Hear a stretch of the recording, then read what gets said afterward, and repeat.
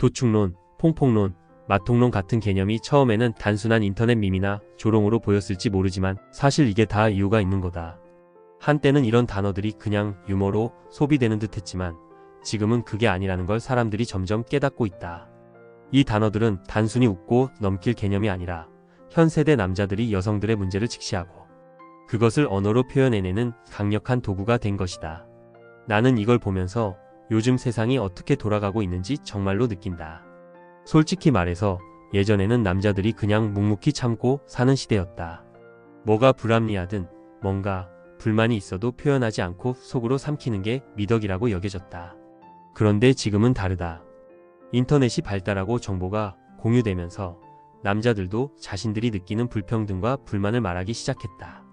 도축론, 퐁퐁론, 마통론 같은 단어들은 그런 흐름 속에서 등장한 거다.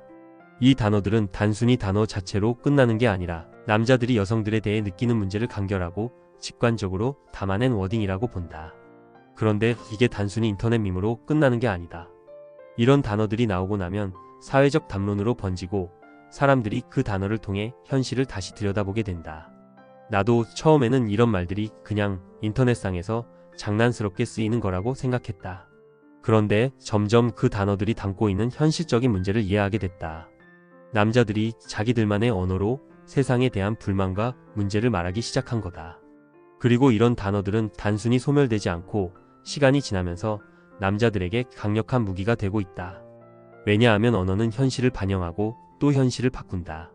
지금 남자들이 직시하고 있는 문제들은 예전 같았으면 그냥 사소한 불평 정도로 치부됐을지도 모른다. 그런데 이제는 아니다. 이런 단어들을 통해 남자들이 하나의 집단적인 목소리를 내기 시작했고 그 목소리는 점점 더 커지고 있다.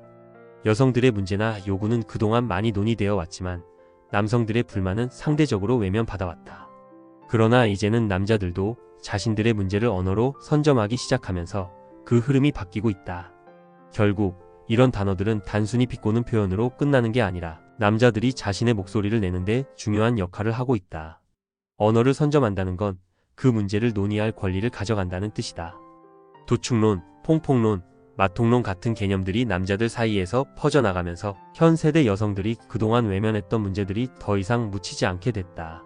그리고 이게 단순히 단기적인 유행이 아니라는 게 중요하다. 장기적으로 보면 남자들이 이런 언어를 통해 문제를 직시하고 논의의 중심에 가져오는 건 엄청난 무기가 될 거라고 본다. 나는 이런 단어들을 보면서 느낀다.